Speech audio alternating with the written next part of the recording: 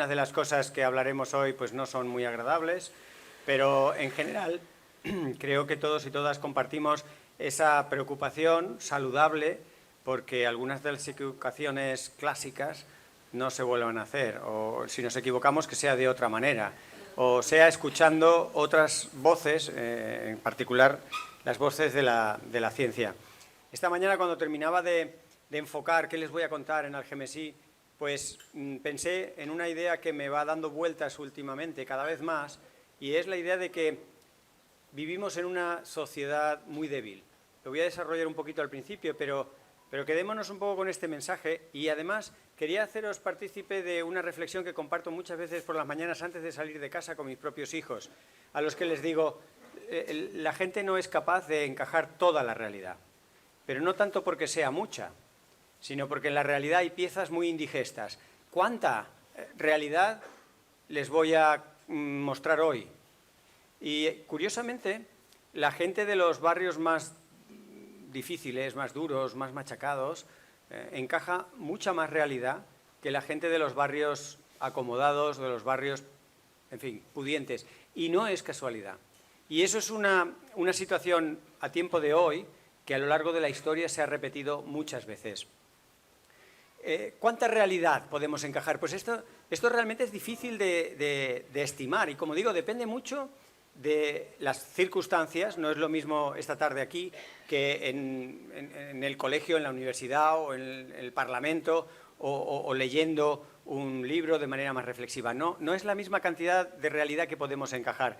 Y esto es una alusión a estos ciclos de la historia. La historia va dando tumbos y volatines y quien más, quien menos, tenemos conciencia de que las civilizaciones han pasado por momentos esplendorosos y luego han colapsado en mayor o menor medida, ¿no?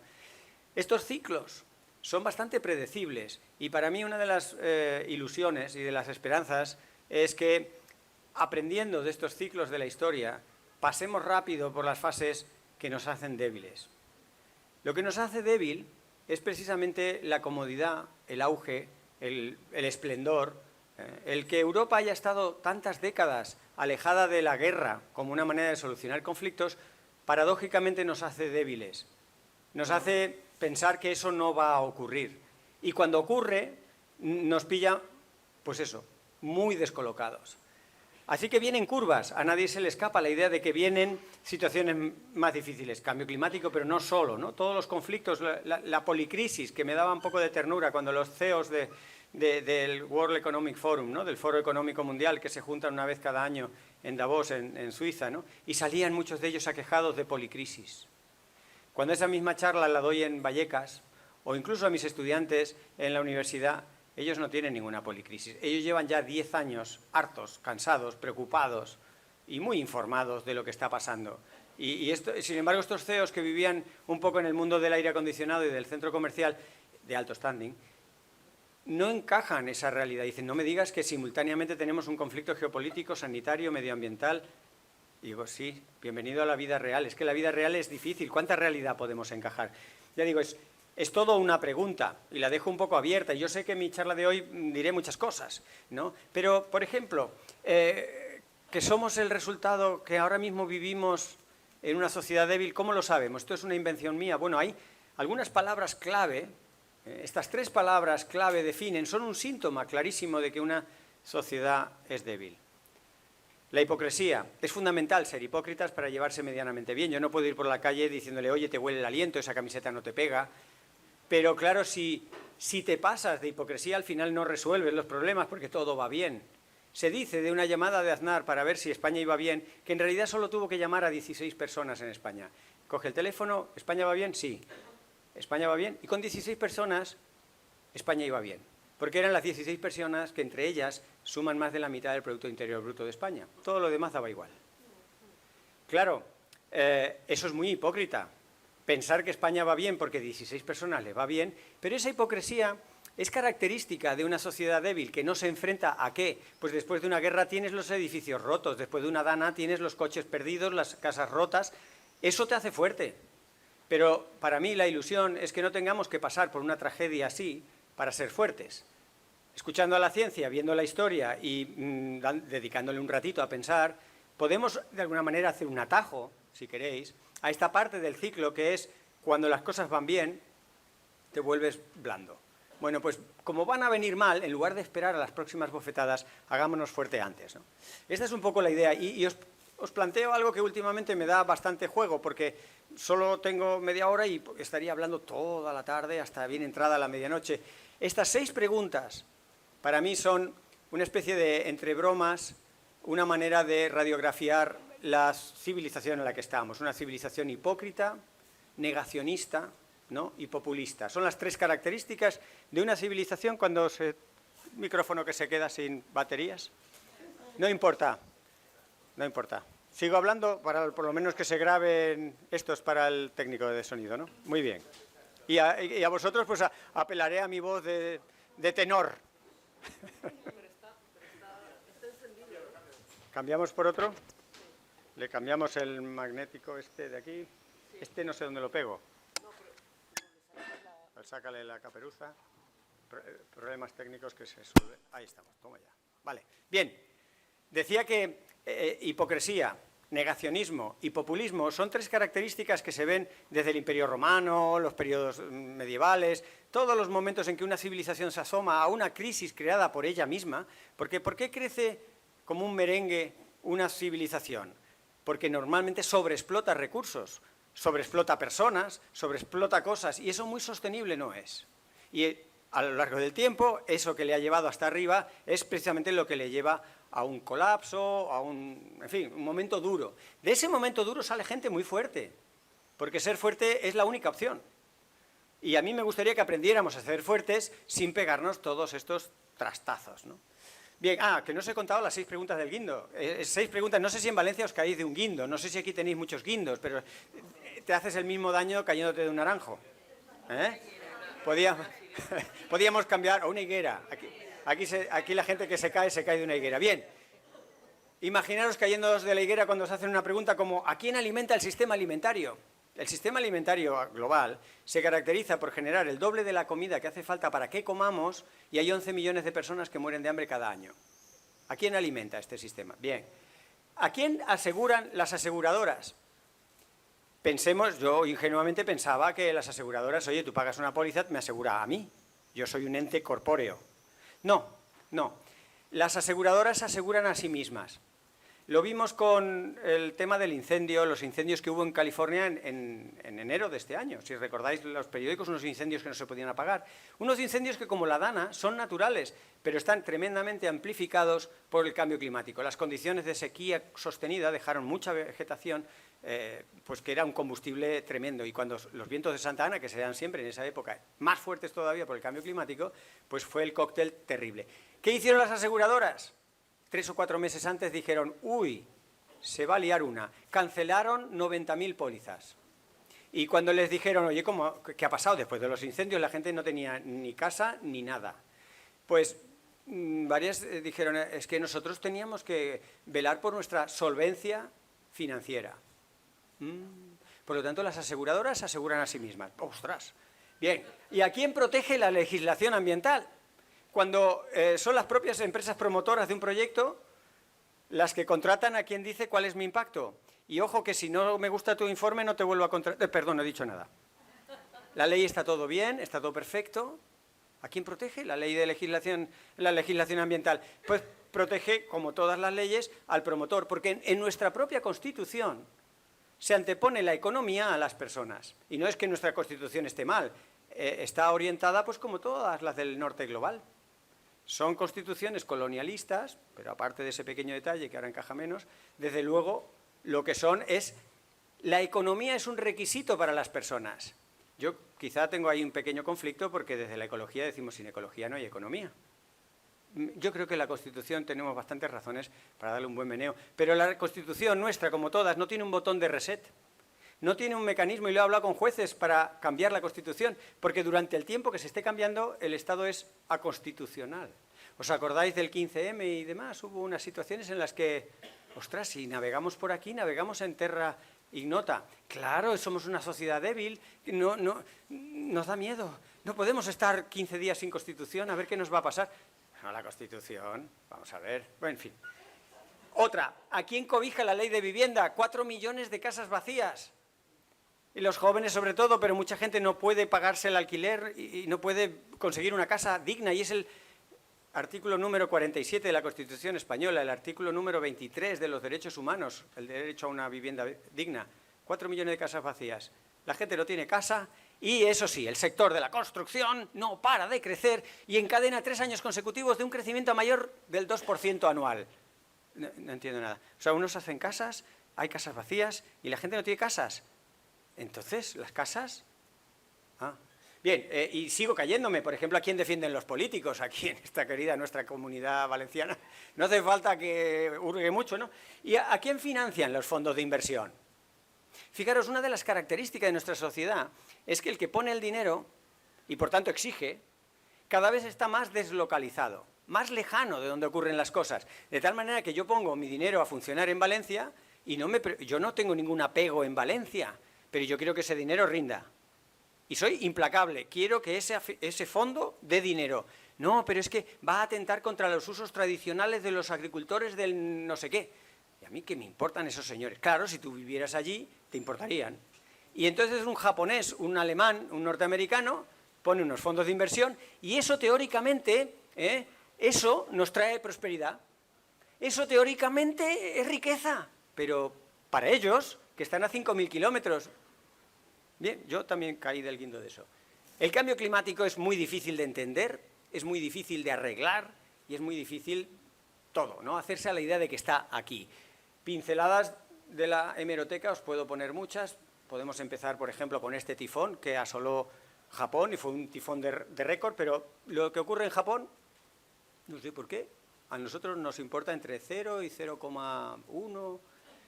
cosas mucho más modestas que ocurren, claro, si ocurren en Badalona se puede entender, pero vamos, que si ocurren al otro lado del Atlántico nos enteramos mucho más, pero lo que ocurre en Asia, mira, 4 millones de personas desplazadas en un país con gran nivel de desarrollo como Japón. Es verdad que a diferencia de los españoles, los japoneses son A, disciplinados, B, están muy acostumbrados a catástrofes naturales, le dicen, ojo, deberías irte a no sé qué, todos, sí señor, y se van como si fueran uno los 4 millones de...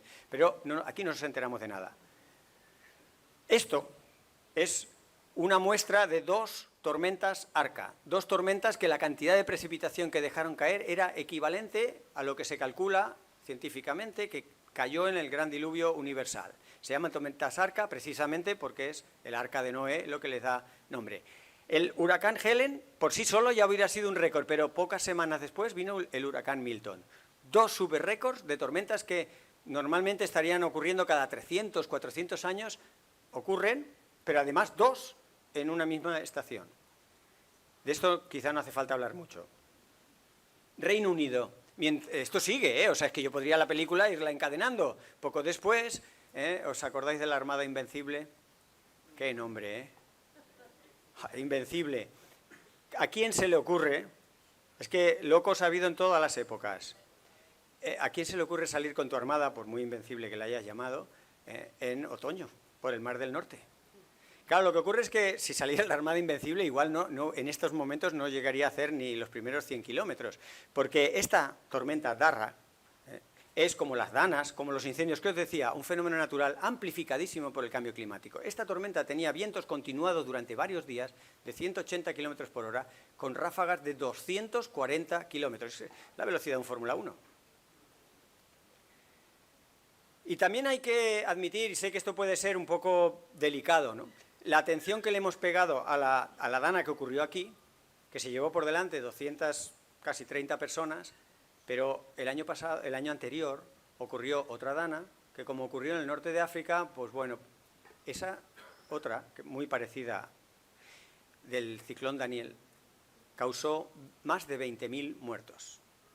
Pero claro, lo del sur global no puntúa igual. Es un tema complicado, pero hay que hacérselo ver. ¿Cuánta gente se acuerda de 20.000 muertos el año anterior por más o menos las mismas causas?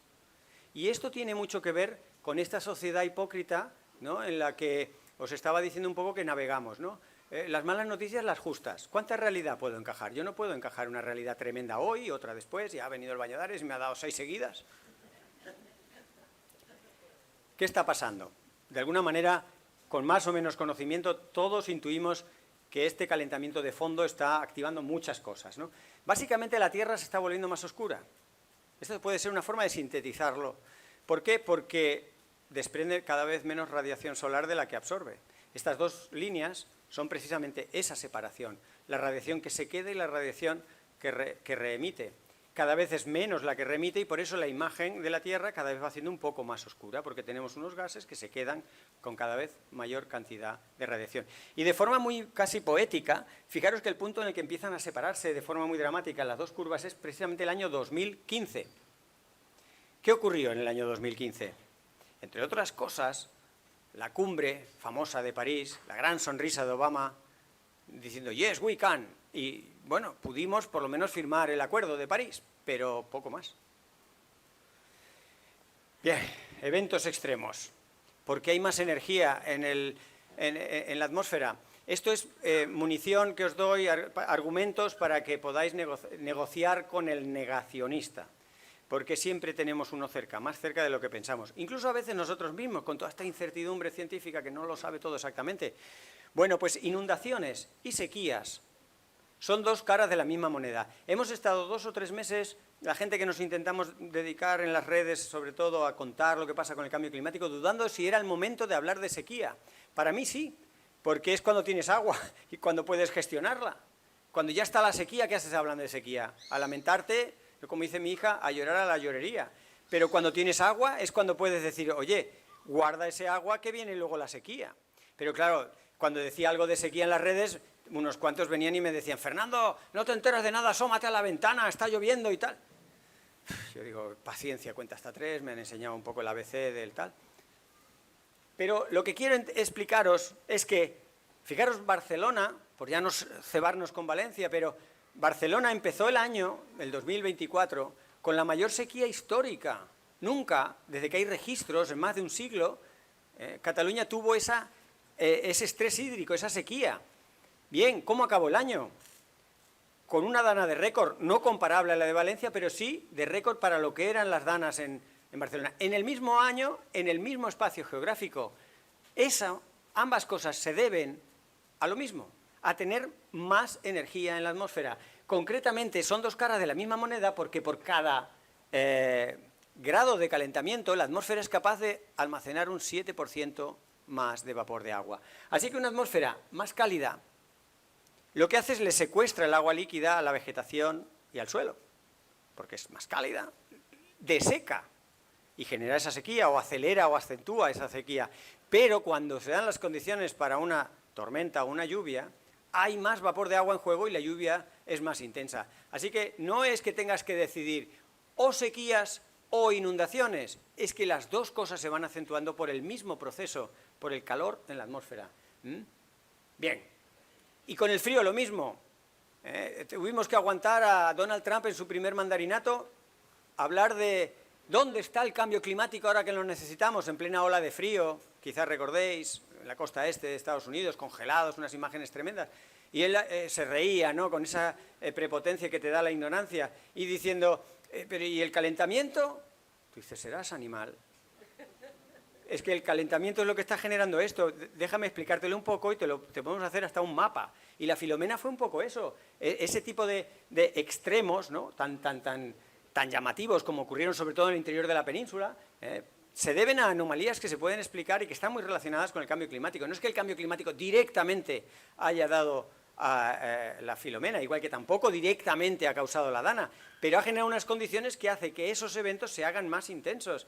Y la partición del vórtice, en el polo, en cada polo hay un vórtice, ¿no?, en torno al cual giran las altas y las bajas presiones. Bien, pues el vórtice polar se desdibuja por las condiciones climáticas más cálidas. Al desdibujarse, masas de aire frío pueden bajar muy al sur. Y eso explica lo de la tormenta Filomena y alguna otra amenaza parecida en la cual entra el aire frío de pronto de golpe y te vienen unas nevadas muy intensas. Y los mares nos están dando muchos problemas. Y vosotros tenéis el mar al lado y el mar Mediterráneo, por desgracia, es un mar pequeñito y recalentado. Con lo cual, alguno de sus papeles que podría jugar, como es amortiguar las olas de calor, como servir de esa amortiguación natural, las está jugando cada vez menos y al revés, está generando nuevos riesgos debido a ese vapor de agua que pone en juego. Pero el propio mar está subiendo de nivel. la mitad de la subida del nivel del mar se debe, al menos, a que se dilata por estar más cálido. Y al dilatarse sube el nivel de las costas.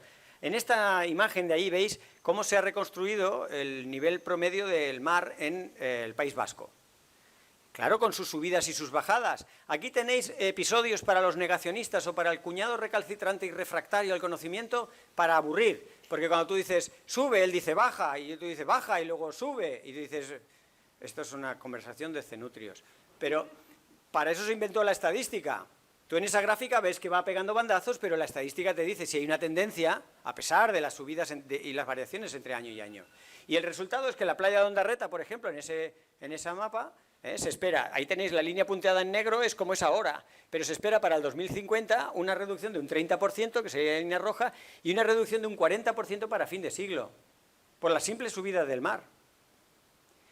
Y no ocurre solo en el País Vasco, solo que estoy trayendo algunos ejemplos. Fijaros, esto en Montgat, en el municipio catalán, supone, se ha calculado, que el haberse quedado sin playa, que no reciban 1.000.000 de euros al año por los ingresos del turismo, que aquí no tiene que solear. Y como hemos generado unos turistas que lo único que saben hacer es solearse, pues no vienen.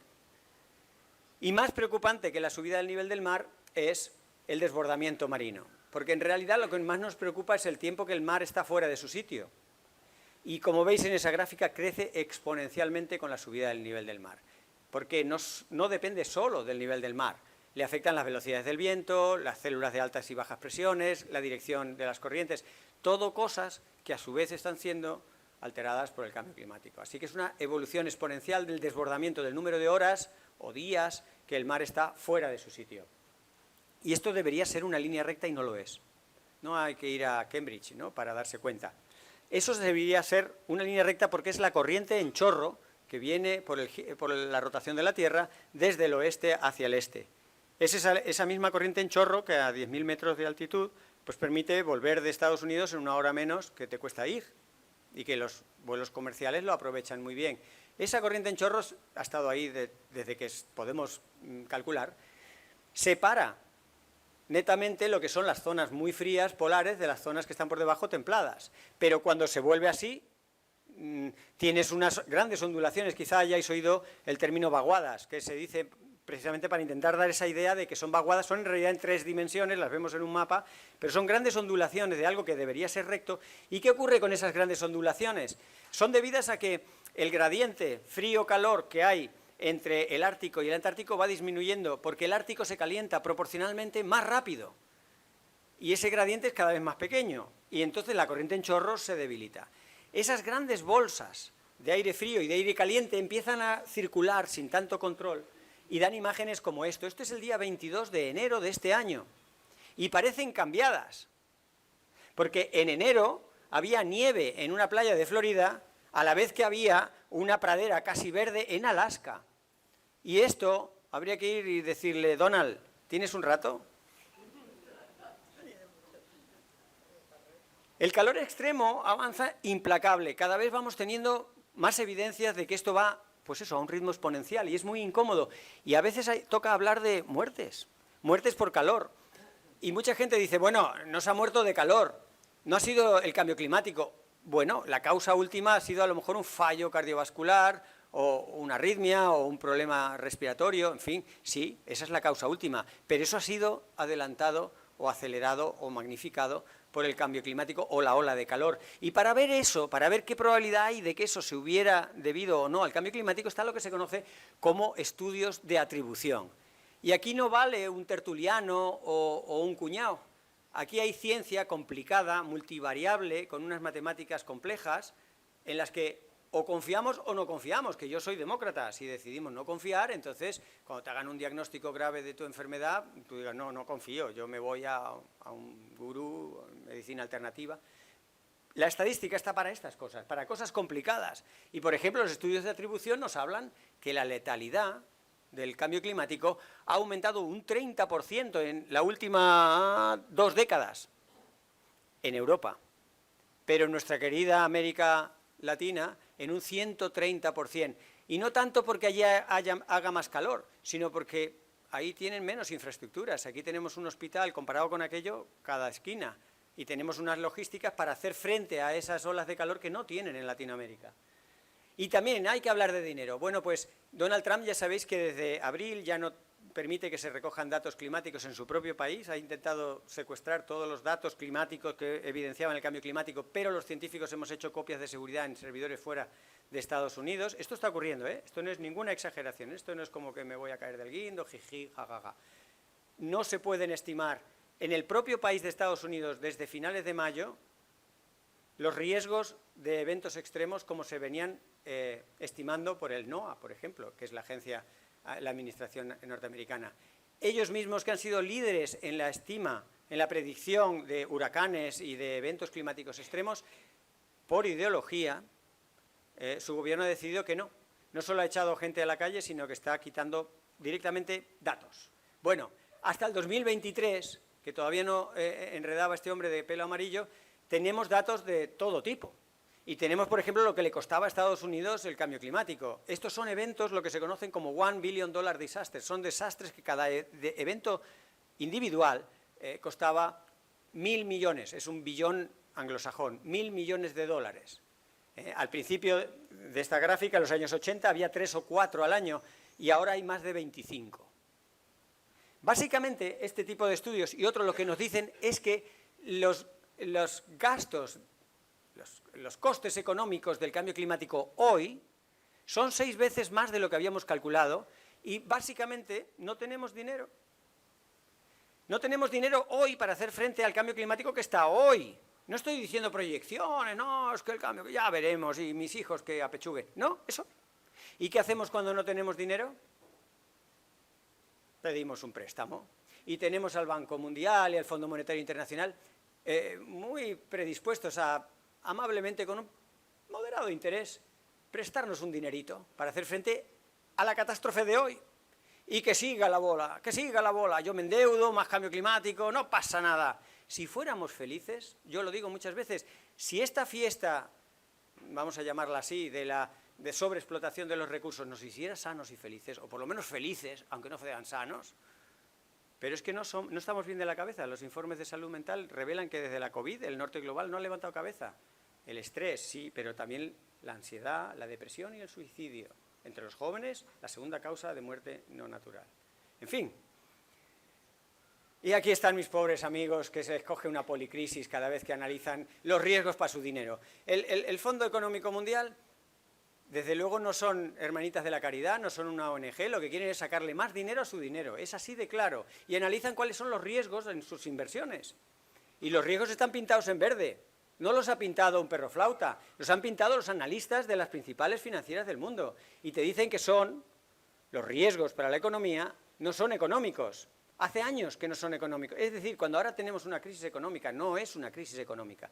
Es una manifestación económica de una crisis de recursos, social, hay otros colores, por ahí hay unos naranjas que revelan tensiones geopolíticas, pero sobre todo es cambio climático. ¿En forma de qué? Pues de daños que no podemos pagar y que amenazan y debilitan nuestras economías rampantes.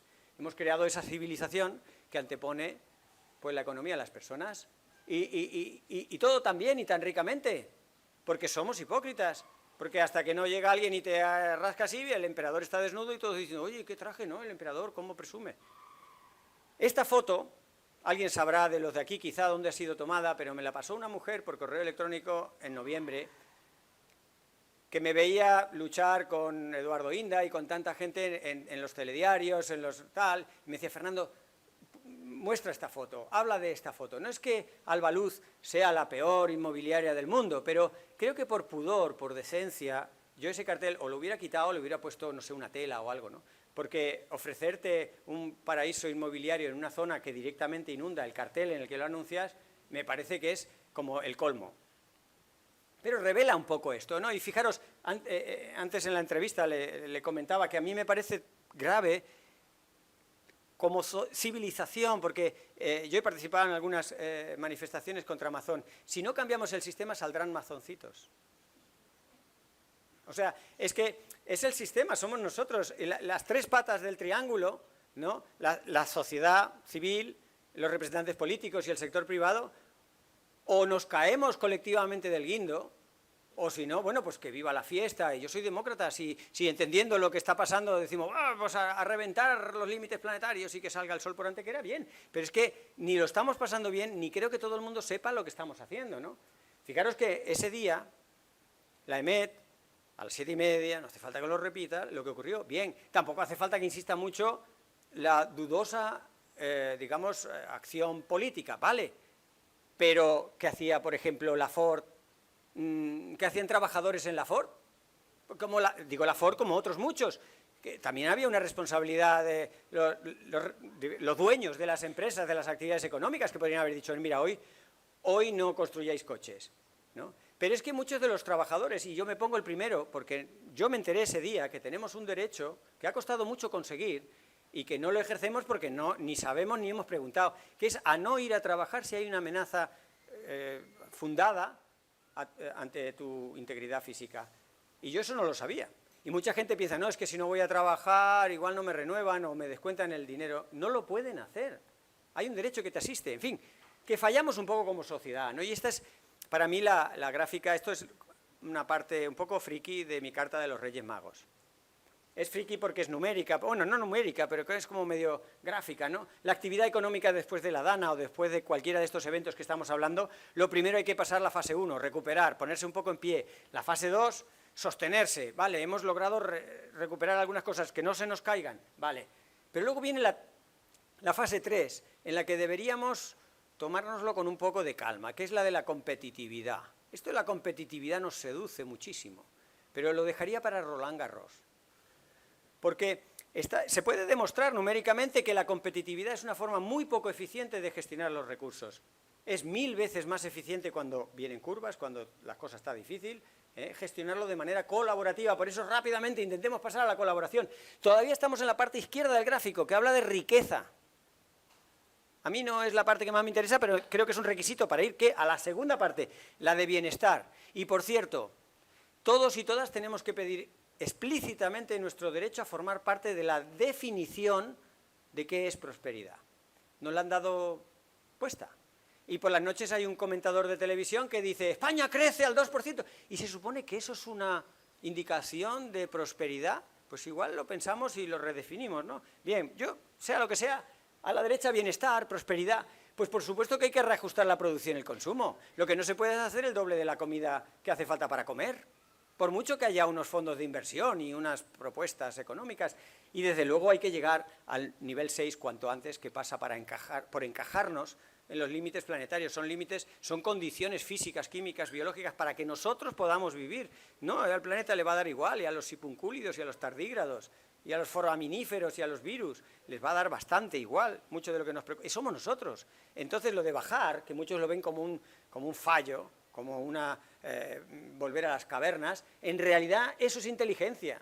Es no esperar al colapso de la civilización, no esperar al momento de sufrir para decir, ostras, ahora sí, ¿no? Ahora sí, y hay gente que ha muerto, que está sufriendo, hay cosas que se podían haber evitado, y por eso viene una palabra incómoda, de crecimiento económico, pero podemos hacer que no lo hemos dicho, porque tenemos otras palabras que molestan menos, ¿vale? Entonces, ¿de qué ha hablado el Valladares? No digáis de crecimiento, no vendrán en una charla más mía, pero economía de la suficiencia, ¿a que eso es muy sensato? Lleva más de 30 años, tiene entrada en Wikipedia, y es una economía basada en el desarrollo, producción y consumo hasta que sea suficiente. Si ya comemos todos, pues no haga más alimento. Si ya la gente tiene casa, pues no haga más casas. Bueno, y eso la gente lo capta. En las asambleas ciudadanas, cuando pones a los ciudadanos y ciudadanas a debatir sobre temas complicados, a hacer luego eventualmente propuestas, de forma muy de sensatez, sin haber estudiado economía, muchas de las propuestas encajan en ese concepto de economía de la suficiencia. Es muy análogo a esto del decrecimiento. El decrecimiento sobre todo en el norte global. El sur global todavía pueden y deben crecer en algunos aspectos. También le podemos llamar post-crecimiento, que nadie sabe bien qué es eso. En inglés le llaman beyond growth, y suena como, no sé si os acordáis aquel dibujo animado en el que decía, el universo y más allá. Tú decías que hay más allá del universo. Ese día de la física no estuve en clase. Bueno, si os mola la palabra postcrecimiento, a Úrsula, nuestra querida Úrsula, presidenta de la Unión Europea, le encanta esto del postcrecimiento. porque lo del decrecimiento, siendo neoliberal, es duro, es difícil de encajar. A ver cómo hago yo un programa electoral decreciendo. Le llamo Beyond Growth, llamarle como le dé la gana, pero desde luego hay que producir mucho menos y ajustar la producción al consumo, y hay que también ajustar el consumo, pero no que todo pase por el consumidor, que tiene que ser una especie de Superman o Superwoman del siglo XXI, que lo sabe todo, que es muy responsable, que además consume lo justo y que... Bueno, el consumo tiene margen, pero hay mucho más margen en la producción. Pero eso no se toca, eso es sagrado. La Constitución española defiende la producción, producción, producción. Nuestro ministro de Agricultura. Los regadíos, veníamos hablando ahora, los trasvases, micro, macro, trasvasitos, ¿para qué? ¿Para producir qué? ¿Pero esto quién lo está haciendo? ¿Para si no comemos tantas naranjas ni harto de vino? En fin. Le llames como le llames, hay evidencia científica. Esto no es ideología, porque una de las cosas que, digamos, me incomoda es cuando muchas de estas cosas rápidamente se ponen, uy, el Valladares es antisistema, es un rojo, o es un anarquista bolivariano. Me da igual, si eso le tranquiliza a la persona que lo diga, que me llame lo que quiera, pero hay ciencia detrás. Esto es un artículo reciente, de enero de este año, en una revista científica, donde habla del post-growth, y está avalado por primeras espadas de la economía, y te dicen que eso no solo es deseable, sino que es posible, y te van dando las primeras pistas de por dónde transitar. Para provocar a vuestro alcalde o a vuestro cuñado, decir que el decrecimiento económico está asociado a la abundancia radical, nada de cavernas. ¿Y por qué esa abundancia radical? Porque es abundancia de lo que menos tenemos, por ejemplo, tiempo. O sea, el decrecimiento nos va a permitir cuidar a nuestros padres o a nuestros hijos, o cogernos el dobladillo o cocinar. Ahora, ¿quién lo puede hacer? Privilegiado ese que come en casa. En Madrid, casi nadie come en casa. En Madrid, casi nadie cuida a sus hijos. Los aparcamos en guarderías. No, Fernando, no digas guardería. Es una escuela infantil, digo, joder, es una parca niños. Porque es que a las 7 de la mañana estamos trabajando hasta las 7 de la tarde y luego cuando llego a casa el niño tiene que, yo qué sé, niño, hazte la... Eso no es vida. Lo sabemos, pero como somos débiles y blandones, tú tira, Pachi tira y lo iremos capeando. Pues no, porque ese modo de vida nos lleva a reventar los límites planetarios y se va a acabar. Y se va a acabar de una manera traumática. Es muy diferente un decrecimiento económico planificado que una recesión económica. Es que una recesión económica sobreviene. Y luego sí, los economistas son muy listos y te explican, ha ocurrido por esto, por aquello. ¿Tú la viste venir? Bueno, ¿tú la viste venir? Llevan 2 años diciendo que estamos a punto de una recesión. No tienen ni idea, por así decirlo. Sí saben, pero me estoy viendo arriba. Quiero decir que las recesiones ocurren. Y bueno, y sálvese quien pueda. ¿Quién se enriquece de las recesiones? Ya lo sabemos. ¿Quién las sufre? También lo sabemos. Entonces, por eso vamos a tener que ser nosotros, no ellos, los pobrecitos que se asustan con la policrisis, sino la gente dura de verdad, que los que sufrimos las bofetadas, las que nos tengamos que organizar como sea, con reuniones como hoy, manifestaciones, como sea, porque somos nosotros los que pagamos los platos rotos y no nos beneficiamos de nada de todo esto. Y hay que entender que lo que buscamos es recuperar la hora que nos quitó el capitalismo después de la revolución industrial. Si queréis, os doy un paper y decís, ostras, pues yo quiero esa hora de sueño. Dormimos 1 hora menos. Y eso como reflejo de que no controlamos el tiempo. La recuperación del tiempo que quede muy ligado al decrecimiento. Y estamos ahora escribiendo un manual para los sindicatos, porque los sindicatos tradicionales ven que el decrecimiento es como perder empleo, desempleo, y están muy asustados. ¿Cómo vas a ir por ahí diciendo, vamos a decrecer? Mucha gente, es verdad que de entrada dices, decrecer la producción, ostras, la Ford, si produce menos coches, bueno ya, pero ya encontraremos la forma. Vamos primero a tener una... ¿Qué va primero, el burro o el carro? Que la gente... O sea, ya lo dijo hace mucho tiempo Erich Fromm, que para tener una economía saludable necesitamos trabajadores enfermos. O sea, esto no es de ahora. Lo que pasa es que ahora, con el cambio climático y la situación en la que estamos, empieza a ser apremiante. Algunos trabajadores incluso mueren abrupta y violentamente. Dices, no sé qué más tenemos que esperar para empezar a pensar estas cosas. Algunas de las cosas que hacer con ese tiempo que podríamos rescatar. Lo dejo como tarea para casa. Límites planetarios. ¿Por qué no hacer de esto una oportunidad? Me voy quedando sin tiempo y voy... Tranquilo. Bueno, es que lo tengo más o menos cortito para lo que soy yo, pero me vengo muy arriba porque os veo muy atentos. Entonces, una de las cosas que también me gusta de esta crisis es, de alguna manera, verla como una oportunidad. Es una oportunidad dura, es una oportunidad quizá de madurar por las bravas. Pero el cambio climático nos puede poner en la tesitura de formar mejores sociedades Y esto, que lo pongo muchas veces, es una foto de lo que se consideró en su día un disparate económico. En el siglo XIX, Central Park lo podían haber llenado de rascacielos. Y en su momento se consideró una tontería. Hay mucho constructor que va por la costa y dice, la de rascacielos que puedo poner en primera línea. Dicen, no, hombre, no, es una playa. Pues gracias a que algunas playas o que Central Park no se ha edificado hasta su último límite, en este caso, este parque le salva la vida a varios miles de neoyorquinos cada año, amortiguando los extremos climáticos. De alguna manera, esto no se hizo antes de que hubiera un cambio climático inducido por el ser humano, pero ahora es un tesoro.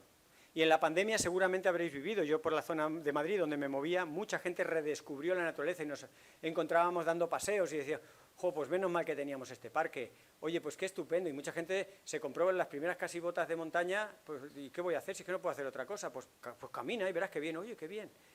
Son tesoros que tenemos a nuestro alcance, son oportunidades para hacer las cosas de otra forma, y por poco que hagamos, la naturaleza nos ayuda un montón. Esto para mí es un mensaje bastante universal. En alguna camiseta que hemos hecho con Artemis van algunos de estos mensajes, ¿no?, de que la naturaleza realmente tiene una gran capacidad para ayudarnos. Lo que pasa es que normalmente nuestra relación con la naturaleza es muy tóxica, es de sobreexplotación, es un trato de las demás especies, están a mi servicio. En lugar de convivir, ahora tenemos una diatriba con el lobo, en fin, nuestro cerebro poco a poco va encajando una nueva realidad que nos abriría una mayor sostenibilidad a largo plazo, porque si el músculo, la capacidad que tiene la naturaleza de regenerarse, de darnos bienes y servicios, la ponemos a servirnos, digamos, ante dificultades, tenemos un gran aliado en una situación difícil. Solo por ilustrar de forma muy cualitativa, por poco que mitiguemos las emisiones, podríamos salvaguardar de aquí a finales del siglo hasta un 40% de las playas amenazadas en todo el mundo, como eso que estábamos viendo en el País Vasco y demás, ¿no? En fin, pero, y esto quizá no os sorprenda, el asesoramiento científico en la toma de decisiones está fallando. Y también es un síntoma de una sociedad enferma. Cuando el imperio, no sé, el que queráis, el de Carlomagno, el de Alejandro Magno o algún otro Magno, cuando llegaban a un momento de duda, en lugar de preguntarle a los que sabían, se iba al oráculo de tal y veía las vísceras de no sé quién. Y si las vísceras salían un poco así, el sacerdote le decía, no vayas a la guerra, él decía, voy a ir, es que yo la veo más desde este ángulo. Y ya estamos liados. Coges las partes de la ciencia que más o menos encajan con un discurso prefijado, con un proyecto electoral que tú ya habías diseñado en un gabinete con independencia de cualquier responsabilidad climática o social, y ahí vamos los científicos diciendo, oye, perdona, pero es que esto mata. Es que lo que más mata, el otro día salieron los números, lo que más mata es el capitalismo. Pero a ver cómo decimos eso. Porque ya dicen, no, un antisistema, ¿ves? Te lo dije. Helen Pearson es una mujer que investigó precisamente el asesoramiento científico y publicó en diciembre del año pasado un artículo de más de 80 países donde se veía, del norte global mayoritariamente, porque en el sur global muchas veces es que no hay científicos, pero en el norte global esa toma de decisiones basadas en la ciencia está fallando más que nunca. En temas importantes como virus, cambio climático, inteligencia artificial, se toman decisiones por aquí. Hombre, yo soy demócrata. Si nos gusta que se tomen así las decisiones, pero científicamente no es muy responsable. Este es un pantallazo del artículo, ¿no? Y habla, como veis ahí, el 80% de los 400 entrevistados de muchos países habla de que el sistema de asesoramiento científico de su país es deficiente o irregular. Y el 70% dice que los gobiernos no recurren de forma habitual a sus consejos en temas complicados. Y tenemos aquí un ejemplo de libro, de texto. Es que yo me tenía que frotar los ojos, igual que el famoso día de la Dana me frotaba los ojos a las 10 de la mañana en Madrid mirando lo que estaba pasando y la aparente normalidad de la vida en Valencia, y yo diciendo, pero ¿cómo es posible? Y empezabas a oír pequeños síntomas aquí y allá, y yo digo, es que se va a liar, se está liando. Y la masa de aire frío que no se movía, y digo, pero a casa, corriendo. Bueno, pues lo mismo me pasa cuando se reúnen en Valencia expertos en inundaciones, hacen unas recomendaciones científico-técnicas aquí, en Valencia, expertos que les da igual, que no son ni políticos ni ganan nada por decir blanco o negro, que dicen lo de su experiencia, de la ciencia, de la toma de datos, lo que conviene es hacer A, B, C, D, E, y sale a las pocas semanas una propuesta, bueno, que ya estará más que aprobada, donde el gobierno de la Comunidad Valenciana aprueba al menos 3 cosas que van en contra, literalmente, no es que sean matizadas, no, van en contra. Una, se puede edificar a 200 metros en lugar de a 500 metros de la primera línea de costa, pero el día del desbordamiento marino no fueron a clase. Otra, de las 11.000 hectáreas medianamente naturales de la Albufera, 4.000 a urbanizar. Ostras, pero si era justamente la parte seminatural de la Albufera la que alivió parte de lo que podría haber sido todavía peor, y la propuesta es, ¿vamos a urbanizar 4.000 de las 11.000 hectáreas? Es justo lo contrario de lo que estaban diciendo los científicos. Y, por supuesto, flexibilizar esa urbanización que pone mucha atención a si la zona es inundable o no. ¿Cómo flexibilizar? ¿No será más bien al revés? Que mucha gente se enteró que eso era terreno inundable cuando se le inundó la casa. Pues esas 3 cosas, febrero de este año. En fin, y como una reflexión un poco dura, igual que me caí del guindo y lo comparto, porque hay que caerse muchas veces del guindo, es que la erosión de la democracia y de las instituciones no es una consecuencia del cambio climático, como muchas veces yo mismo he tendido a verlo. Dices, las cosas están mal y como consecuencia de que vienen escenarios duros, cuestionamos las instituciones. No, es un requisito.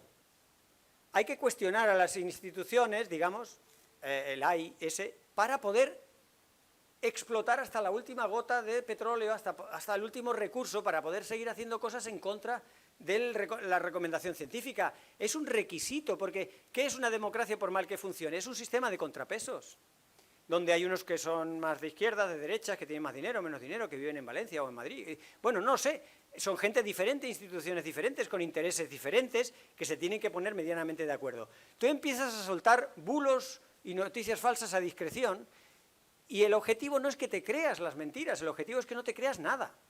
Te vuelvas un descreído, la política no funciona, la democracia es una porquería, los políticos son todos iguales. No son todos iguales, pero claro, les luce más a los mentirosos. Y esto no es una acusación gratuita. Si tenéis interés, os paso revistas de psicología que muestran cómo se mide el éxito de un político, como la probabilidad de ser reelegido. Bien, eso se cuantifica y se ve, el político que más miente es más reelegido. Muy paradójico de una sociedad que valora la verdad. O sea, pues eso os decía, somos unos tremendos hipócritas. Sí, ser muy transparentes y muy honestos, ese tío que verdades dice, y luego voto al mentiroso. En fin, todas son cosas que podemos ir arreglando un poco entre todos. Y yo como científico digo, a ver, la información es clave, pero ¿qué información estamos teniendo? Solo un pantallazo de un informe del Massachusetts Institute of Technology, el MIT, una de las mayores instituciones de investigación del mundo, que por cierto, Donald Trump, como a Harvard y a tantos otros sitios, le está dando en las subvenciones. Porque dice, entre otras cosas, cosas que pueden molestarte, porque la realidad pues es incómoda. Y dice que la falsedad, las noticias falsas, se difunden más lejos, más rápido, más profundamente y más ampliamente que la verdad. La razón no la pongo aquí, pero lo dicen en el informe, es porque es más divertida. Como somos al final niños pequeños, por eso os digo que es que somos gente muy débil. O sea, que en decisiones importantes nos pongamos a jugar y nos parezca gracioso. Uy, esta presidenta de una comunidad cuyo nombre siempre quiero olvidar, qué divertida es, qué cosas dice. Pues no sé. Así que bueno, no sé si os he convencido que somos débiles. Yo creo que los que estamos en esta sala somos un poquito más fuertes que la media, pero en general, sobre todo el norte global, está pasando por un periodo donde la bonanza relativa, la tecnología, la situación en la que hemos creído vivir, nos ha hecho pensar que no hay tanto riesgo como dicen esos apocalípticos ecologistas o la Greta Thunberg que ahora la tienen detenida en Israel. Somos una sociedad que no es capaz de enfrentar la dificultad. Yo no sé cuánta realidad contar y cómo contarla. Meto deliberadamente piezas un poco sarcásticas, irónicas, para sonreírnos y no hacer sangre innecesaria, pero la verdad es que hay mucho margen de mejora. Creo que es ahora mismo un momento histórico donde debemos significarnos. Que seamos o no activistas es muy personal y el activismo requiere esfuerzo, requiere tiempo, algunos lo sois, algunos lo somos. Yo no se lo puedo pedir así a todo el mundo, tenéis que ser activista, porque el activismo es de muchas cosas. Tú puedes ser activista por Palestina, hay tantas causas, feminismo, ambientalismo, hay tantos ismos que requieren atención, Pero yo no pido que seamos todos activistas, pero sí pido que todos nos signifiquemos. Significarse es algo tan sencillo como un pulgar hacia arriba o hacia abajo en Facebook, o un corazoncito si queréis, pero una cosa te gusta y otra cosa no te gusta. Esto te parece bien y esto no te parece bien. Eso es significarse y lo tenemos que hacer en el día a día, con nuestros hijos, con el vecino, en nuestro ambiente de trabajo, en cualquier oportunidad. Es que lo tenemos que hacer. ¿Por qué? Porque estamos amenazados por una mayoría silenciosa. Y no son tiempos para una mayoría silenciosa. Eso era cuando había bonanza, cuando todo venía bien y no había en el horizonte lo que se viene. Muchas gracias.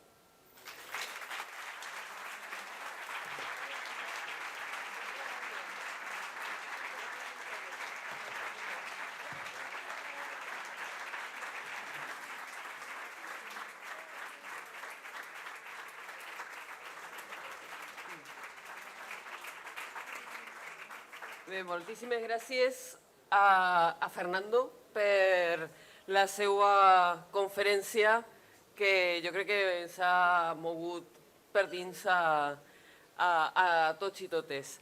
I ara, a continuació, li dono la paraula a Francesc Larroca, de la Fundació Nova Cultura de l'Aigua, per a abordar un poc la reflexió del costat de què podem fer davant aquests riscos que comentava, que explicava també Fernando, del canvi climàtic, dels extrems del canvi climàtic des de l'àmbit municipal, des de l'àmbit local, des dels nostres barris i l'administració més propera a la ciutadania. Te dono la paraula. Bona vesprada. En primer lloc volia agrair a Xúquer-Viu, al patronat també per acollir-nos, que me retrau a altres temps en què l'Església substituïa a la societat civil o a l'Estat, en aquest cas bé. El problema de ser gran. I sobretot agrair no només el que m'hagin convidat, sinó també el compartir aquesta taula amb Artemi Cerdà i amb Fernando Valladares. Jo vaig a ser molt més curt que Fernando, que és el que havíem acordat, i vaig a parlar, com ja ha anunciat Graciela, dels municipis davant els riscos climàtics. Fernando ens ha parlat dels riscos. Especialment jo vull centrar-me en les alteracions dels patrons de precipitació, tant pel que fa a l'espai, a on plou, a on plovia, a on plourà, com a les alteracions temporals, és a dir, a l'estacionalitat. Plou cada vegada més on no toca. Plou, com hem vist recentment, concentradament en un període a continuació d'un període on no ha plogut. Per tant, bàsicament els riscos als que ens afrontem són les pluges torrencials que generen avingudes, les sequeres que previsiblement seran més freqüents, més intenses, més duradores, i no cal oblidar les temperatures, que com molt bé assenyalava Fernando, a vegades ens sembla contradictori que parlem d'escalfament climàtic i parlem d'ones de fred. Ens enfrontem als dos fenòmens i malgrat que hi ha previsiblement un declivi tendencial de les precipitacions mitjanes, això una de les coses que va implicar són les alteracions en els ecosistemes. Tenim uns ecosistemes que en situació d'estrès, tant l'ecosistema que considerem natural, encara que estigui molt modificat, com els ecosistemes agrícoles o urbans que, com dic, estan patint aquestes modificacions a llarg termini, independentment de com es moguen en el temps els pics i les valls. Estem en un municipi que és el motiu d'aquesta diapositiva, com veieu, Valls, Algemesí, però també al Balà de la Ribera, que està al costat, Alzira, que en 2002 van ser identificats com a municipis amb elevat risc d'inundació, és a dir, que tenien 2/3 parts del municipi estaven afectats per el risc d'inundació. Després, en la revisió de 2015, aquest assenyalament ha desaparegut. Ja no es parla de municipis concrets, però no està de més ser conscient que en algun moment els municipis en els que viviu, una part dels que esteu així, varen ser ja identificats com a municipis amb un elevat risc d'inundació. Molts ho sabeu. Hi ha una... Aquest és un pla de Patricova, de Postdana, d'Algemesí. I és molt il·lustratiu del desfase dels instruments amb els quals ens estem gestionant. Si mireu, el verd, que és la major part del casc urbà, és de risc d'inundació baix. El lila és molt baix, però el verd, que és el nucli urbà, és baix. El groc és mitjà, el taronja alt i el roig molt alt. Però si mireu, jo no sé si s'hi veu en la pantalla, els punts són els calats. És a dir, que aquí, en aquesta zona que el Patricova identificava com un espai de risc baix, s'han assolit 3 metres de calat en l'episodi de Dana. I així us podeu passejar pel municipi, els que sou d'ací teniu l'experiència directa. Evidentment, aquest Patricova, que va estar actualitzat després del primer de 2002, és insuficient, precisament perquè el clima ha canviat i estem en un escenari diferent. Bé, com deia en el títol de la presentació, jo volia parlar dels municipis. Què poden fer els municipis? Els municipis estan en una situació molt interessant perquè tenen un gran nombre de competències, i així teniu llistat, he assenyalat amb roig, parlaré d'algunes d'elles, però el municipi s'encarrega de l'urbanisme, del medi ambient urbà, del cicle integral de l'aigua, de la protecció civil, de mobilitat, salubritat pública, etc. Però si mirem a continuació, el repartiment de la despesa per nivells de govern, malgrat tot aquest conjunt de competències, així ja en el gràfic està inclosa en blau la seguretat social, que distorsiona el repartiment. El repartiment sense seguretat social significa que el 50% del pressupost, o sigui, de la despesa, la capacitat de despesa, és de l'administració central, un terç és de les comunitats autònomes i només no arriba a un 5%, un 16,6%, és la capacitat de despesa dels ajuntaments per afrontar totes les competències que deia abans. El primer element que volia comentar és que els municipis s'insereixen en un territori.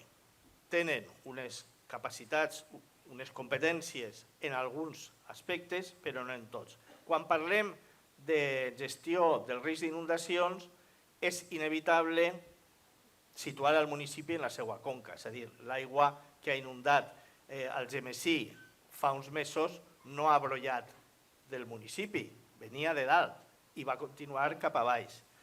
Venia d'una part on el municipi no té competències, però per això és necessari que els municipis, els gestors municipals, es coordinen amb les administracions, siga l'organisme de conca, és a dir, la Confederació, que té unes certes competències, com la Generalitat, que té unes altres, per a, de manera coordinada i amb procediments de cooperació, aborden alguns dels problemes.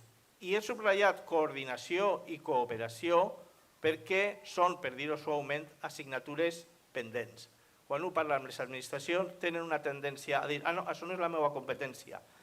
No, és que, bé, el territori no se pot gestionar amb aquesta fragmentació i des del municipi una de les coses que cal fer és canviar o impulsar un canvi de paradigma.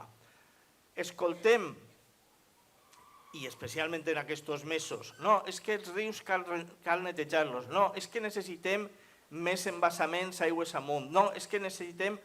Ara estan proliferant els projectes d'escolleres. Això sabem que té, en el millor dels casos, una capacitat limitada de protegir-nos davant d'inundacions. La política ha de ser diferent. Primera, donar més espai als rius, permetre que l'aigua es dissipe i no es concentre i alentir el flux. En un dels articles de premsa que hem llegit aquests dies, les xifres seran inexactes, però deia que dels 4.000 metres cúbics per segon que havien passat aigües amunt, així només se mesuraren 1.000. Què havia passat amb la resta dels 3.000? Que havien desbordat.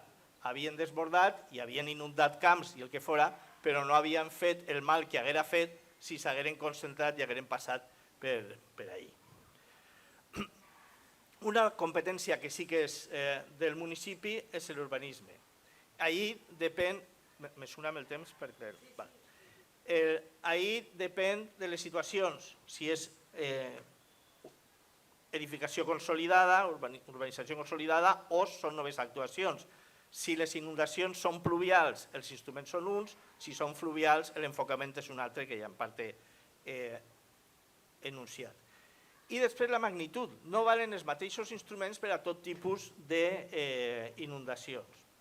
I ahir, de nou, cal ser conscient que estem en un escenari no previst i en un escenari diferent. Els tècnics que treballen en això ens parlen, i aquests dies, no només els tècnics, sinó qualsevol que llisca la premsa, en termes de període de retorn. És que aquesta dana ha sigut un període de retorn de 1.000 anys. Bé, 1.000 anys, que no és el que ha passat des de la dana de 2019 del Segura. O sigui que alguna cosa no arriba a funcionar. En la mesura en què el clima és diferent, però que les mesures s'han pres amb unes, això són senzillament probabilitats, amb unes determinades probabilitats, amb uns determinats càlculs, estem treballant sobre una base que cal revisar. En qualsevol cas, és raonable, i en això s'està treballant, en mesures com les de permeabilitzar el sòl urbà, és a dir, que s'anomenen estratègies de drenatge sostenible, creació de zones inundables, ja he parlat de la ralentització. La vegetació, l'incrementar, revegetar o incrementar la vegetació urbana és un instrument molt poderós i assequible, perquè a més té efectes no només en els aspectes relacionats amb la infiltració, la retenció d'escorrentties i demés, sinó que a més en els efectes extrems climàtics, especialment en les zones de calor, són un element de mitigació de les temperatures importants. Altres instruments ja estan sobre la taula. Normes d'edificació en zones de perill d'inundació ja estaven, però també cal aplicar-los, que era el que no s'ha fet. Ara estem mirant, repensant quina és l'ocupació de les plantes baixes, on se posen els cotxes, etc. En les infraestructures viàries, els municipis estan rodejats de carreteres de circunvalació, de vies fèrries, d'autopistes, etc. Cal, en molts casos, permeabilitzar-les, fer-les, eliminar la possibilitat que puguen servir, com ja tenim experiència, de dics de contenció, de desviació dels riscos. I una qüestió fonamental en la qual no vaig entrar, que és repensar la mobilitat.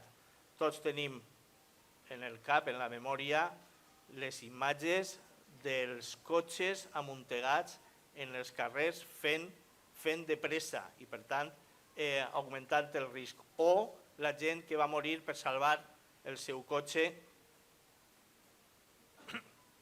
en un soterrani, etc. Les infraestructures hidràuliques, que ara els nostàlgics de la enginyeria dura, gràcies, les rescaten,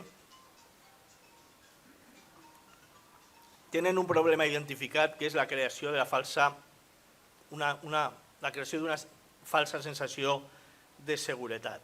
És a dir, no, així, i torna al que deia abans, l'alcalde que va a la Confederació Hidrogràfica i demana que li posen una escollera o un pantà, una presa o el que sigui.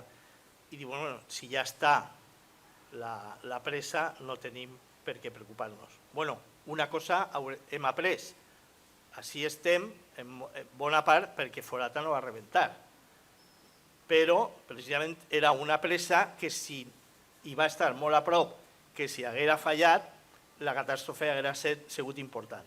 Per tant, hi ha un missatge clar. Les inundacions en el clima actual són inevitables. Ens anem a inundar, més o menys, amb més freqüència o menys. Per tant, cal enfocar les polítiques de prevenció cap a l'adaptació a una situació que no podem controlar, que és inevitable. Com? Millorant, i és una competència municipal, en part municipals, els sistemes de protecció civil, amb sistemes d'alerta, amb protocols d'actuació en situació d'emergència, molt important amb la formació i capacitació dels funcionaris i també de la població en general. En les escoles caldrà fer simulacres mentre estiguen en zona inundable, etc. I una qüestió en la qual els ajuntaments també tenen capacitat, que són les competències de cultura i d'educació, que faciliten la creació d'una consciència ciutadana, la creació d'actes com aquest, que en aquest cas no ha sigut municipal, però hauria de ser, i de formació en general per a incrementar la consciència. Com soc de la branca de l'aigua, de la Fundació Nova Cultura de l'Aigua, volia acabar amb una reflexió sobre el cicle urbà de l'aigua. Una de les competències dels ajuntaments és l'abastiment d'aigua potable i la gestió del sanejament i, a més, la salubritat pública.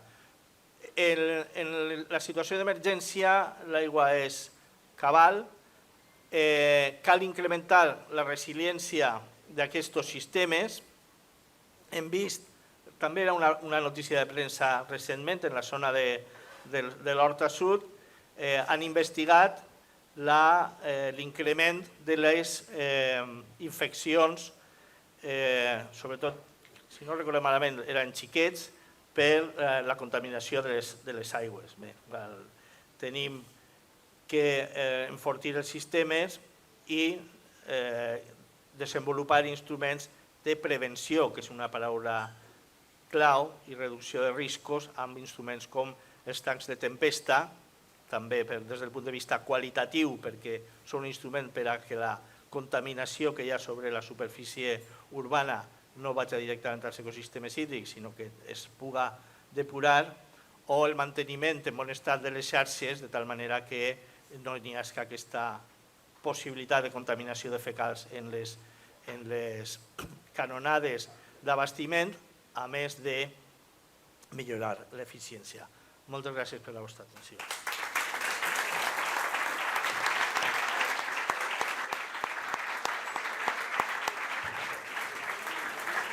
Moltes gràcies, Francesc. Hem de despedir a Fernando, que ha d'agafar un tren, i t'agraïm moltíssim la teua participació. Un plaer.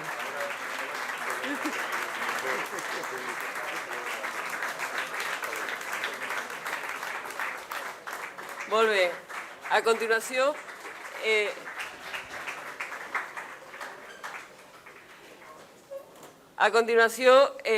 tancarem aquesta taula.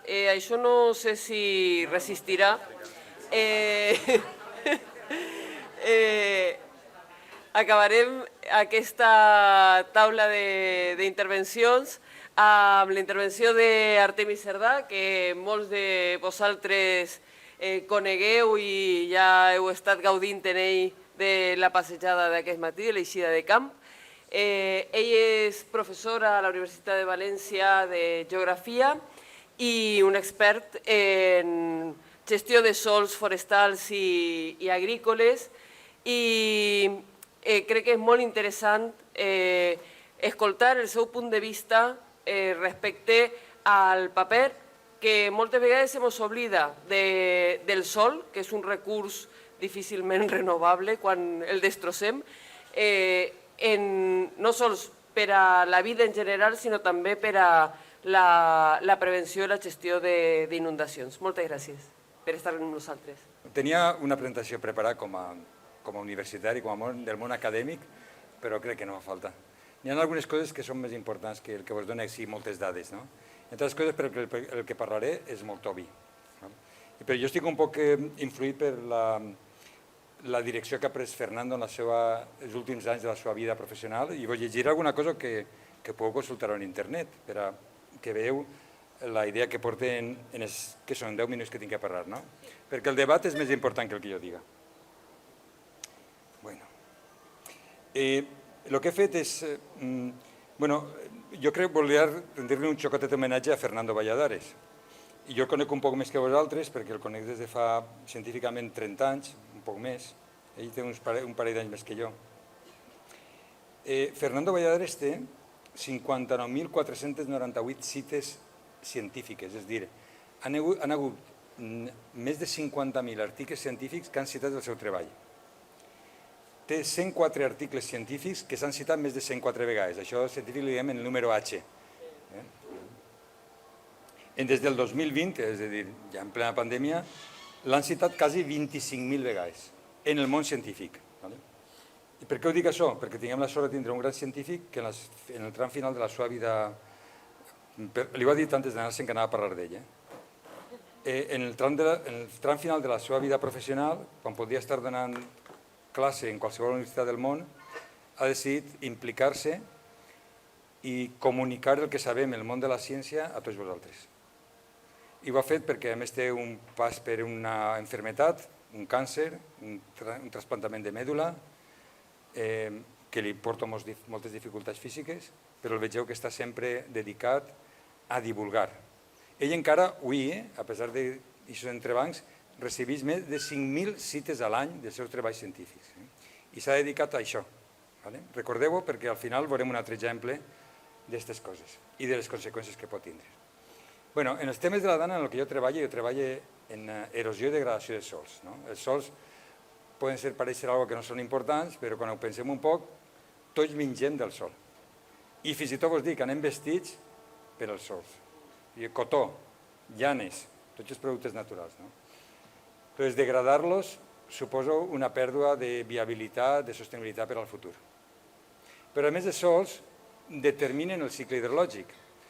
Quan plou, una part de l'aigua s'infiltra, s'absorbeix i s'almacena en el sol, que serà la que s'utilitzarà després per a créixer les plantes i produir el nostre menjar, i l'altra, que no pot ser absorbida, corre. La quantitat d'aigua que corre en superfície respecte a la que s'infiltra en la terra depèn moltíssim del que fem els llauraors. Més que les zones forestals, que en general les tinguem en bones condicions, després d'anys, de mil·lennis d'abús, les tinguem els últims 100 anys abandonades i està recuperant la vegetació. Però els camps de cultiu no. Quan nosaltres mirem les imatges de la dana, el que més crida l'atenció és el color de l'aigua. Hem tingut molts casos en una concentració de sediments superior a 100 grams per litre. És a dir, el que corria no era aigua, era aigua en una quantitat de sediments. Sabeu el que ocorre? Que l'aigua té densitat 1, però quan té sediments puja la seva densitat. I entonces en l'aigua carregada de sediments arriben a flotar coses que no floten, com els cotxes, per exemple, amb molta facilitat. I això ha fet que tinguérem molts problemes. I després els danys han sigut com a conseqüència de molts sediments que s'han acumulat. Només retirar-los, ja veig, recordeu els primers dies de la postdana, les imatges de retirar el fang i les dificultats que n'hi havia. Qui provoca aquests sediments? Desgraciadament els agricultors. Entonces tindrem que ajudar els agricultors a que facin una agricultura més sostenible, que tinga més coberta verda, que tinguem més matèria orgànica. Tot això ajudarà a evitar el canvi climàtic, però si així al camp, el 95% dels nostres camps utilitzen herbicides. Tinguem terres, sols completament compactats. Així està Fermín, que m'ha ajudat molt en el treball de camp en el passat, en una estació experimental que van muntar en els anys 2000 en el Teularet, allà en la Serra de Denguera. El primer any van determinar que si tu utilitzes herbicida, multipliques per 1.000 o per 10.000 la tassa d'erosió a si utilitzes simplement una coberta de palla. Entre 1.000 i 10.000 vegades més d'erosió. Fixeu-vos si no tindrem que ajudar els agricultors a que transformen els seus cultius en cultius més sostenibles. No sols que van a produir aliments més sants, que tindrem més biodiversitat, que tindrem més carboni fixat en terra. No sols això, és que anem a reduir les inundacions. Sabeu els diners que estalviaríem? No estaria bé que es paguessin els agricultors per fer això? Això és una. L'altra que jo vos volia comentar, m'estic clavant en aquests moments en tota la indústria fitosanitària, que és molt poderosa, molt poderosa. Estic dient que no utilitzem herbicides, que utilitzem els mínims pesticides possibles. Sabeu ara que si algun llaurador dirà però és que no podem produir, ens hem adaptat a produir en aquest sistema. L'agricultura té més de 10.000 anys, l'agricultura química en té 100. És dir, durant molts mil·lennis hem estat produint sense utilitzar ningú pesticida, almenys no dels moderns. I ho hem fet, hem alimentat a les poblacions. Els llauradors valencians han inventat les rotacions, han sabut fer que l'arrossar d'ací, és que tinguem així al Gemesí, abans sigut famosos en tot el món, són els arrossars més productius de totes les zones temperades del món. Clar, ahir no clavem els tropicals, perquè els tropicals planten o sembren 3 vegades a l'any, nosaltres sols podem fer en estiu, però en totes les zones temperades els més productius. I què ho feien? Llauradors que no utilitzaven productes químics. I ara ens hem adaptat a una agricultura que a més provoca tots aquests danys, a més d'augmentar les tasses de càncer, etc. L'altra cosa que de la dona jo volia destacar, que en el principi no se va parlar en absolut, sembla que els cotxes eren els damnificats. De fet, en aquest poble crec que n'hi ha 12.000 cotxes nous, de trinca. El primer que ens ha preocupat és comprar un cotxe nou. I ningú s'està plantejant quants cotxes caben en un carrer, tots els que puguen. Molts dels carrers que avui hem visitat eren part del riu que s'han transformat en carrer. Si el riu eixia, anava pel carrer. Però què passa? Que en el carrer s'ha trobat, com deia Francesc, molts cotxes que s'han taponat. I aquest carrer ja no feia de riu i han passat al següent carrer i al següent. Així hem augmentat moltíssim respecte a la previsió que tenim en el Patricova les zones inundables, els cotxes. I és el primer que hem damnificat. Si antes enclavava en la indústria fitosanitària, ara m'he clavat en la indústria dels cotxes. Ho dic perquè tindrem que recapacitar i repensar. I al fil de lo que dia Fernando, que Fernando i jo siguem, diguem, científics que treballem en la part biofísica. Jo en els sols, ell en la vida, i, bueno, a poc ens hem donat compte que si vulguem ajudar un poc a aquesta societat, a més de publicar magnífics treballs científics, doncs tindrem que divulgar-ho. Ho vaig llegir un WhatsApp. Ja us he dit que sóc un professor modern. És d'una companyera argentina que va estar treballant amb mi un any, jo havia col·laborat en ella, treballa en l'INTA, en l'Institut Nacional de Tecnología Agraria. Hay 2 argentinos en la sala, por favor escucharlo, porque lo leeré en castellano.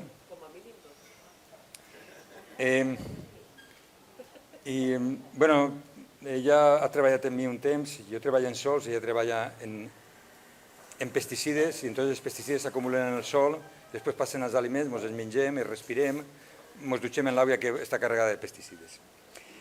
I en això acaba per obrir el debat, perquè tal vegada és que treballem en temes biofísics no salvarem el món, però si la societat entén tot el que nosaltres descobrim i aportem, possiblement sí que podem fer un món més saludable i on es pugui viure millor. Diu, 24 de mayo, dissabte, el pasado 24 de mayo. Hola Artemi, ¿cómo estás? Te comento que por investigar sobre pesticidas y salud me hicieron un sumario en el INTA, el Instituto Nacional de Tecnología Agraria. Y la sumariante pide una exoneración de la administración pública. ¿Eso es quitarme la identidad laboral? El peor castigo que pudiera pensar. La chica que escriu és Virginia Aparicio, investigadora del INTA desde fa 30 anys. En Argentina, exonerar es que ya no puedes ejercer la función pública en el futuro. No podré investigar más. Y en algunos casos inclusive puede afectar la jubilación de la persona. A mí me faltarían no solo 8 años para jubilarme. El INTA nunca ha exonerado a nadie, mucho menos por investigar. Esto es una vergüenza y es muy angustiante. ¿Vale? Esta chica ha descubierto que el glifosato se incorpora en les partícules més fines del sol I en països com Argentina, que tenen molta superfície de cereal, el que fa és que aquestes partícules fines volen molt fàcilment. Quan entreu a casa i n'hi ha pols flotant, això és, aquestes partícules. I això ho inhalem, ho respirem. I ella ha demostrat en companyia de metges que això provoca càncer de pulmó. A més, ha descobert que l'altura a la que està habitualment és entre 1 metre i 1 metre i mig, a xiquets. Ha demostrat que ingerim aigua amb glifosato. I a vegades per damunt de la dosis, especialment en els camps rurals de la zona d'Argentina, per damunt de la dosis permesa a Estats Units, que són les més baixes. Als Estats Units és molt exigent. Per exemple, en la quantitat de nitrats. Així són 50 i són 10, per exemple. Molt més exigent. Ha descobert que els aliments que consumim que han utilitzat glifosato incorporen una xocoteta a part de glifosato. No està demostrat encara que produïsquen càncer directament a les persones, però ja sabeu que les persones són molt variables, hi ha gent que és més sensible a les coses i altres no ho són tant. Ja saben que n'hi ha part de la població que es veurà afectada. El resultat és que l'han expulsat de la carrera professional, l'Estat. Sabeu qui governa a Argentina, no? Faig aquesta reflexió i poso un exemple. Ho dic perquè persones com Fernando, que s'ha volcat en la divulgació, abandonant en part, perquè al final el dia té 24 hores, no podem fer de tot. Avui, per exemple, s'ha dedicat només a la divulgació. Són per a un aplaudiment, per això estic molt agraït que quan s'ha anat hagi aplaudit. I també pensem que aquests exemples ens poden passar a nosaltres. Jo he acusat així a 2 grans sectors de la indústria que estan ajudant a destruir el planeta. Enteneu el que vull dir? Però si nosaltres, la societat, que tenim que saber reivindicar que els nostres agricultors tinguin millors condicions laborals, que no utilitzen tants pesticides per a la seva salut i per a la nostra, i que a més tinguin millor pagats. No costa res que paguem un poc més per els aliments. N'hi ha una frase que m'agrada molt que com moltes altres coses que he après, les he après de pastors, d'agricultors. Hi ha un agricultor que fa agricultura química molt intensiva, és molt bon productor, produeix taronges orri i nardacot en la Safor, al sud de Gandia, i jo li diria, per què no deixes d'utilitzar herbicides i talles labroso, perquè té la maquinària, per què no intentes utilitzar estratègies d'agricultura ecològica posant bardisses i reduint la quantitat? I ell em dia, és que no és rentable, Artemi. I jo li diria, i tu moriràs de càncer per no ser rentable? Penseu-ho. Estem en la Ribera. La Ribera és possiblement el lloc d'aquest país on més pesticides s'han utilitzat. Jo de jovenet, per ahir correguents per aquests bancals, he vist a homes a les 12 del migdia pulveritzant en productes extremadament... Avui estan tots prohibits, no n'hi ha ni un que estiga... Ja fa anys que estan prohibits. I pulveritzaven en un pantalonet curtet i sense camisa. I ara, increïblement, després de 40 o 50 anys de coneixements científics, no hem aconseguit que els agricultors canvien. Hem que ajudar-los entre tots a que això canvi, perquè va en la nostra salut. I us ho diria per la dana. La dana està relacionada amb l'agricultura, moltíssim, ja veieu els sediments. Però és que en aquests sediments, si haguera passat això fa 100 anys, o la riuada de Sant Carles de l'any 1864, la més important que en tinc, molt més important que aquesta, que va baixar l'aigua des de l'Albaida i el Cànyoles sense no n'hi havia on parar-la. En aquella es va omplir l'albufera de sediments, però eren sediments naturals, no n'hi havia productes químics. Però ara sabeu el que tinguem a l'albufera? Tinguem una bomba química i ho hem provocat nosaltres. La idea és que reflexionem i que intentem fer un món millor a pesar de tots els entrebancs que puguem tindre. I així n'obrim el debat, d'acord?